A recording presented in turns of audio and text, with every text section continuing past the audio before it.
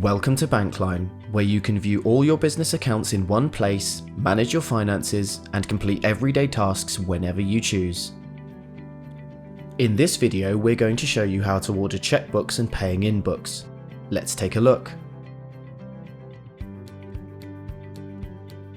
You'll need the relevant account servicing privileges or access to view a statement or balance for an account. Once you've got the privileges, just follow these simple steps. Select Account Servicing from the main menu and click Order Checkbooks and Paying in Books. Next, click the Order Check and Paying in Books tab. Choose an organisation, if you have multiple ones on your profile, and then the account you'd like to order books for. Select the number of checkbooks or paying in books you'd like. You can order up to 3 of each. Lastly, click Submit to Bank, and that's your order placed. Your book should arrive within 5 working days.